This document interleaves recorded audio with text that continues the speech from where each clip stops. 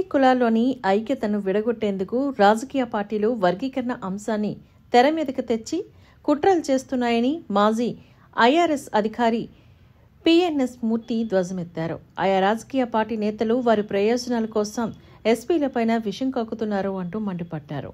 SC వర్గీకరణపై supreme court ఇచ్చిన తీర్పు చెల్లుబాటు కాదని 13 మంది జడ్జీలతో కూడిన బెంచ్ తీర్పునిస్తేనే అది చెల్లుబాటు అవుతుందని అన్నారు.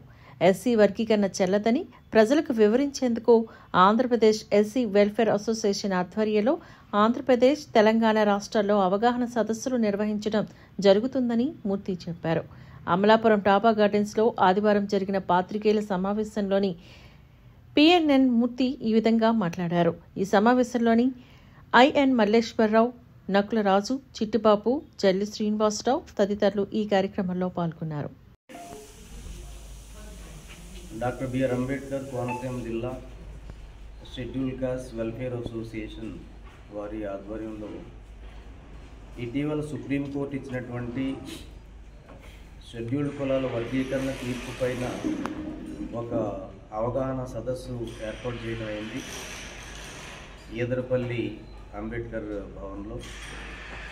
ఆ సందర్భంగా ఒక చిన్న ప్రెస్ మీట్ ఆర్గనైజ్ చేసి ఇక్కడ పత్రికా మిత్రులకి, మీడియా మిత్రులకి ఈ విషయాన్ని తెలియజేయాలని, ఈ మధ్యాహ్నం జరగబోయే సదస్సులో మేము పూర్తిగా ఈ విషయానికి సంబంధించినటువంటి అనేక విషయాలు అనలైజ్ చేసుకోవడం జరుగుతుంది, అనలైజ్ చేసి వివరించడం జరుగుతుంది.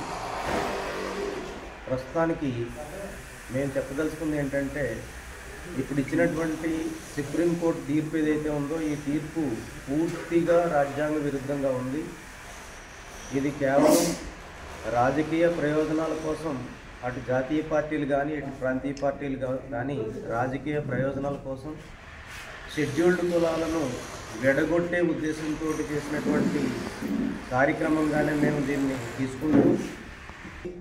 కాబట్టి రాజ్యాంగంలో ఉన్నటువంటి అనేక అంశాల మీద రాజ్యాంగంలో ఉన్నటువంటి ప్రాతిపదిక ఏంటి, రాజ్యాంగంలో ఉన్నటువంటి అధికరణలు ఏంటి, ఆ అధికరణలను న్యాయశాస్త్రంలో ఉన్నటువంటి అనేక లీగల్ మ్యాగ్జిమ్స్ అంటారు, ఆ మ్యాగ్జిమ్స్ను ఏ విధంగా మిస్ఇంటర్ప్రిట్ చేసి ఈ వర్గీకరణ తీర్పు ఇవ్వబడింది అనేటటువంటి అంశం మీద ఒక కూలంకషమైనటువంటి సమాచారంతో, అవగాహనతోటి మేము ఈ సదస్సులు నిర్వహిస్తున్నాం.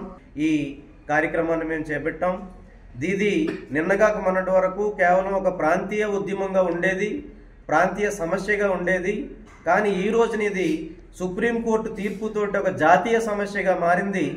జాతీయ స్థాయిలో ఉన్నటువంటి షెడ్యూల్డ్ కులాలలో ఉన్నటువంటి బలమైన నాయకులు, ప్రజాప్రతినిధులు, రాజకీయ పార్టీలు, సామాజిక కార్యకర్తలు ఈ షెడ్యూల్డ్ కులాల వర్గీకరణ తీర్పుని ముక్త కంఠంతో వ్యతిరేకిస్తున్నారు.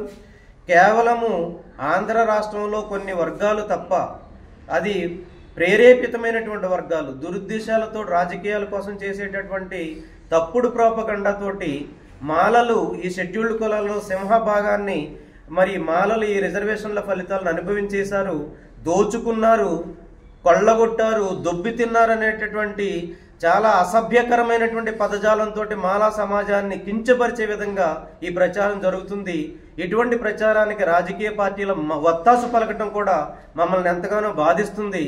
రాజకీయ పార్టీలు వాళ్ళ యొక్క పందాను మార్చుకుని ఇటువంటి అసభ్యకరమైనటువంటి భాషతోటి మాల సామాజిక వర్గాన్ని కించపరుస్తూ తోలనాడుతూ ఉన్నటువంటి వ్యక్తులను మరి వాళ్ళు అరికట్టకపోతే ఇది మంచి పరిణామాలు దారితీయదనే విషయాన్ని కూడా ఈ సందర్భంగా నేను తెలియజేస్తున్నాను. కాబట్టి మీడియా మిత్రులకు, ఈ సమావేశానికి వచ్చినటువంటి మీడియా మిత్రులకు మా యొక్క వినతి ఏంటంటే, షెడ్యూల్డ్ కులాల సమస్యలను రాజ్యాంగబద్ధంగా అర్థం చేసుకోండి. అలాగే రాజకీయ పార్టీలకు అర్థం కాని విషయాలు కూడా మీడియా మిత్రులు తెలియజేయవలసినటువంటి అవసరం ఉంది. ఎందుకంటే ఒక పాఠశాలలో టీచర్ చెప్పే పాఠం కేవలం 40 మందికి అందుతుంది. కానీ ఒక విలేకరి, సరైనటువంటి నిపుణుడైనటువంటి ఒక ఎడిటర్ రాసేటటువంటి ఆర్టికల్లో ప్రతిరోజు కొన్ని కోట్లాది మందిని ఎడ్యుకేట్ చేస్తుంది. కాబట్టి ఇటువంటి కీలకమైనటువంటి సామాజిక సమస్యలను, రాజ్యాంగంతో ముడిపడి ఉన్నటువంటి సమస్యలను మరి పత్రికా ముఖంగా ప్రజలకు తెలియజేసేటప్పుడు ఎంతో బాధ్యతాయుతంగా నిర్వర్తించవలసినటువంటి అవసరం పత్రికల మీద, మీడియా మీద ఉంది.